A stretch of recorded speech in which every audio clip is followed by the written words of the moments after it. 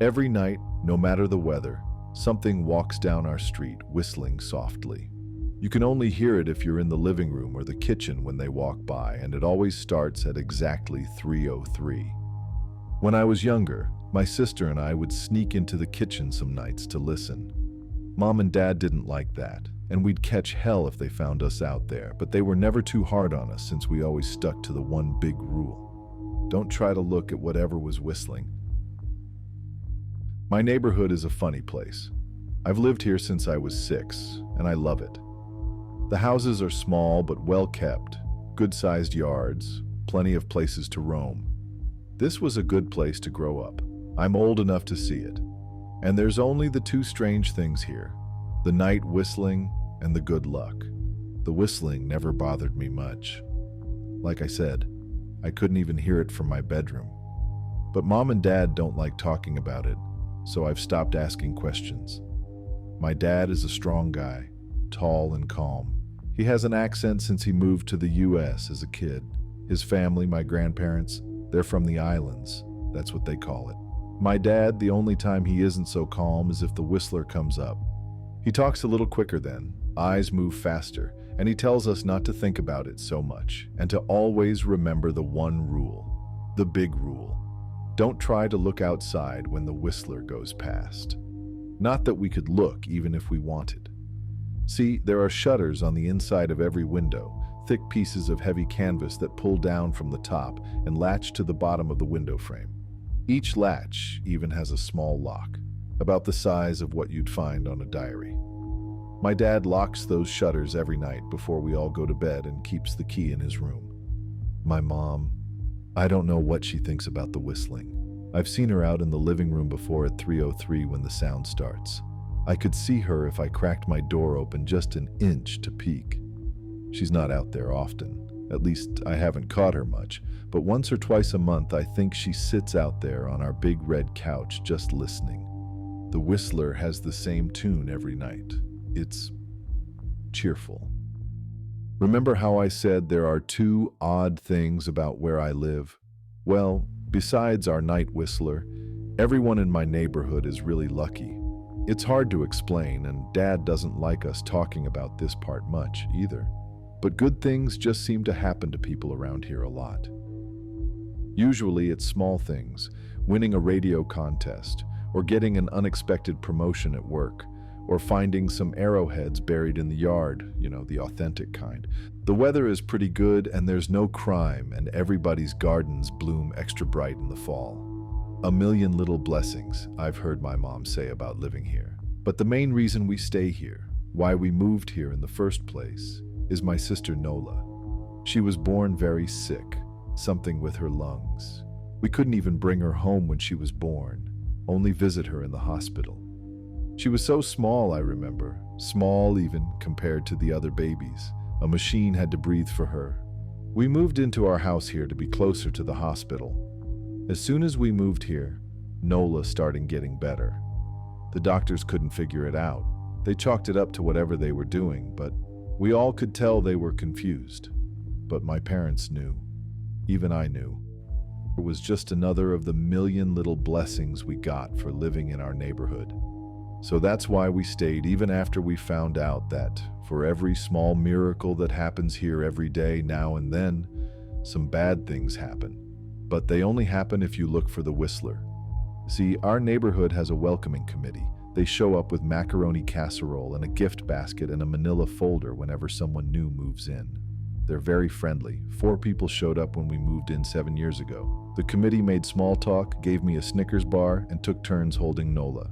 It was her first week out of the hospital, so they were extra careful. Then the committee asked to speak to my parents in private, so I was sent to my room where I still managed to hear nearly every word. The welcoming committee told my parents about how nice the neighborhood was, really exceptionally, hard to explain kind of nice. And then they told my parents about the even harder to explain whistling that happened every morning at 3:03 and ended at the tick of 3:05. The group, our new neighbors, warned my parents that the whistling was quiet, would never harm or hurt us, as long as we didn't look for what was making the sound. This part they stressed, and I pushed my ear into the door, straining to hear them. People who went looking for the whistler had their luck change, sometimes tragically. A black cloud would hang over anyone that looked. Anything that could go wrong would. The manila envelope the committee brought over contained newspaper clippings, stories about car crashes and ruined lives, public deaths and freak accidents. Not everyone dies, I heard the head of the committee tell my dad. But the life goes out of them. Even if they live, there's no light in them ever again. No presence. My mom, I could tell she wasn't taking it seriously. She kept asking if this was some prank they play on new neighbors. At one point, my mom got angry, accused the committee of trying to scare us out of our new home, asked them if they were racist on account of my dad being from the islands. My dad calmed her down, told her he could tell our new neighbors were sincere and they were just trying to help us. He explained that he grew up hearing these kinds of stories from his mom and that he knew there were strange things that walked among us.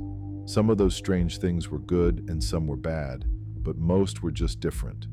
After the committee left, Dad went out to the hardware store, bought the canvas blinds, the latches, and the locks, and installed them on every window in the house after dinner.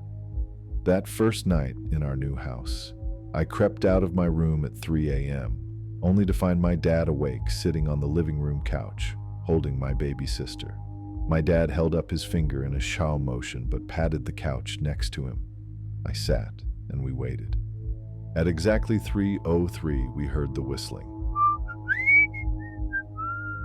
It came and it went just like our neighbors said.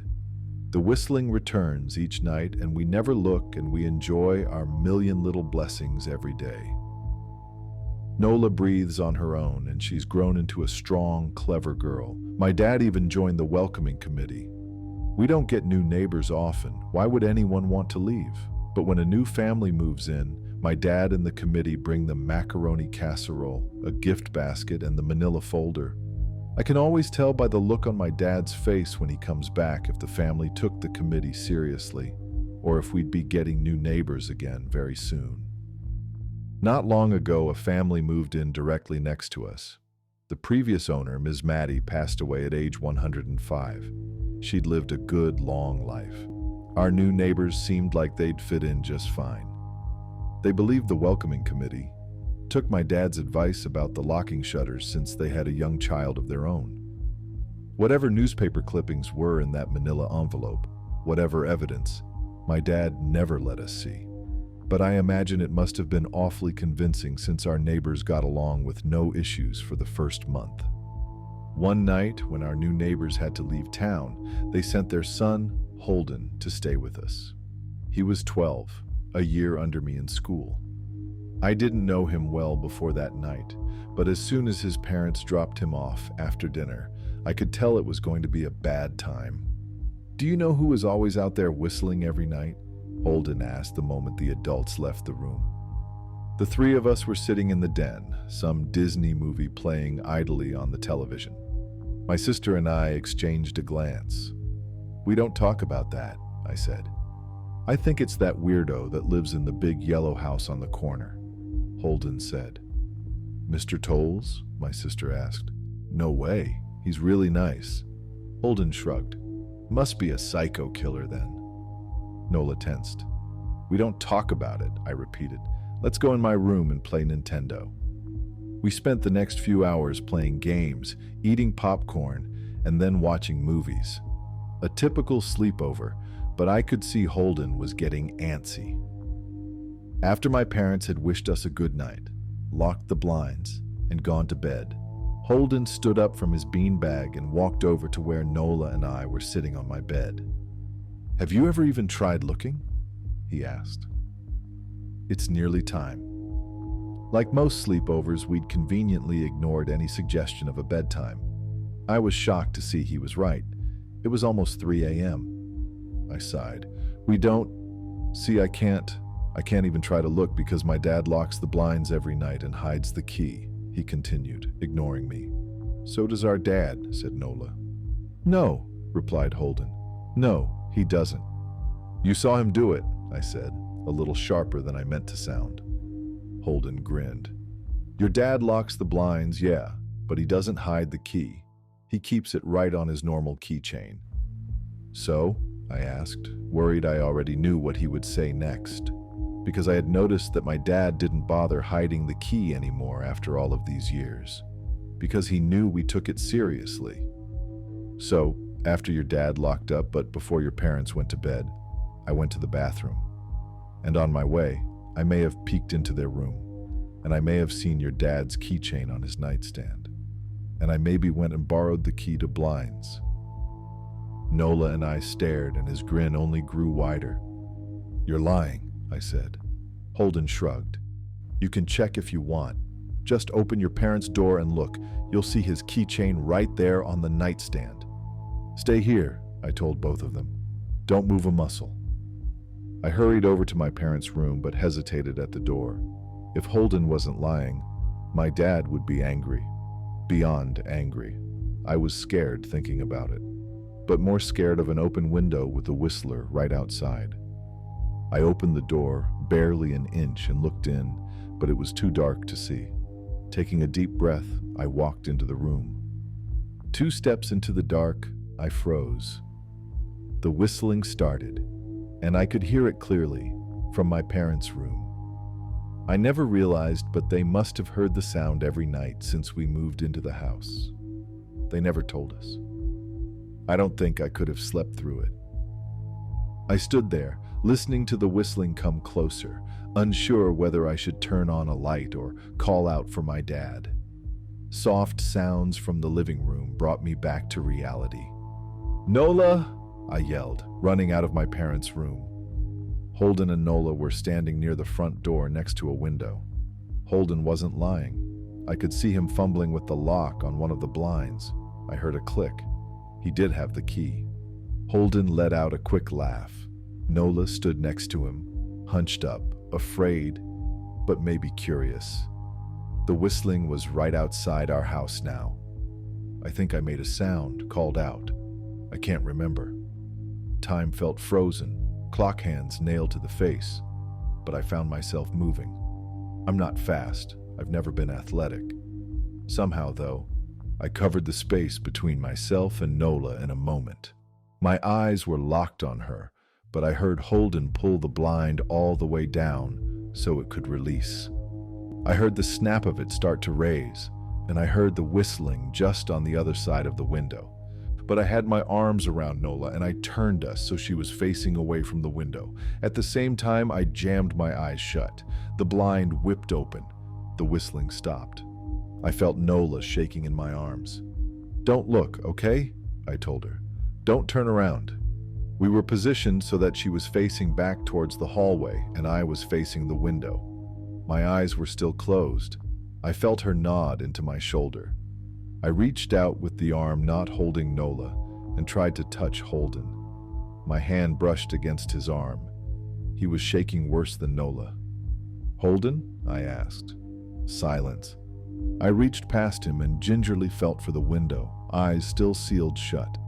The glass was cold against my fingertips, colder than it should have been for the time of year.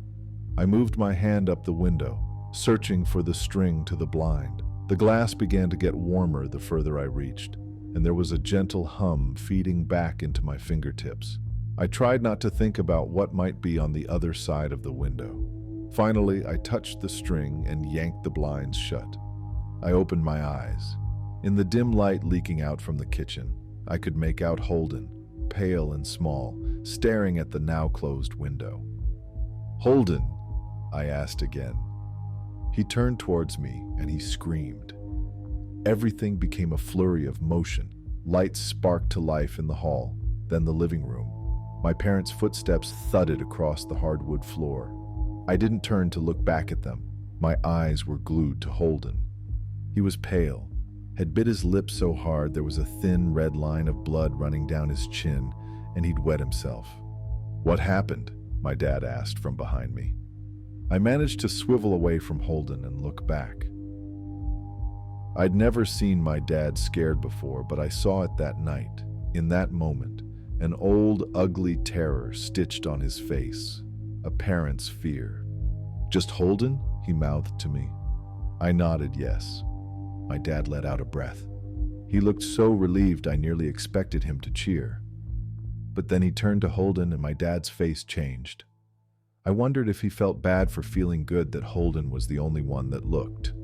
There was a knock at the door. We all froze. Holden whimpered. "Don't answer it," my mom said. She stood at the threshold of the hall. I'd always thought she was a skeptic and just humored my dad about the windows and the whistler, but that night we were all believers. I noticed that both of my parents held baseball bats they must have taken from their bedroom. The knock came again, a little louder this time. "Please don't open the door," Holden whispered. My dad walked over to him, hugged him close. "We won't," my dad promised, still holding his bat. "Nothing is coming in here tonight." This time the knocking was loud enough to rattle the door. Holden screamed again, and Nola clutched her arms around my neck. My mom came over and knelt down next to us, wrapping my sister and me close. "Call the police," my mom whispered to my dad. The knocking instantly stopped. My dad looked over his shoulder at us. "Do you think—" He was cut off by frantic knocking that trailed off to a polite tap. "Police," something said from the other side of the door. The voice from outside sounded exactly like my mom, like a parrot repeating the words back to her. "Police, call the police." "Police." My mom pulled us closer. "Police, police, police, police." "Please stop," I heard her whisper. "I don't think calling them will help," my dad said. "How will we know when they're the ones at the door?" The knocking came back harder than before. The door shook, then it stopped. After a long moment, I heard the knocking again, but it was coming from our back door. We all turned together toward the back door, but the knocking immediately returned to the front door, front to back to front, loud, then quiet, then loud again. Suddenly, the sound was coming from both doors at once, big, heavy blows like a sledgehammer. Then something started rapping against all of the windows in the house, then the walls. It was like we were living inside a drum with a dozen people trying to play at once. Or we were a turtle and something was attempting to claw us out of our shell. "Stop!" Holden yelled. The knocking died. "I won't tell," Holden said, staring at the door. "I promise I won't tell anyone what I saw. Just please go away." We waited for nearly a minute. Then we heard it. Coming from the window Holden had looked through earlier. Holden started to cry, sobbing like a prisoner watching gallows being built outside their cell. My dad held him, brushed his hair but never lied to him, never told him things would be okay. The tapping at the window went on for the rest of the night. We huddled together in the living room for I don't know how long.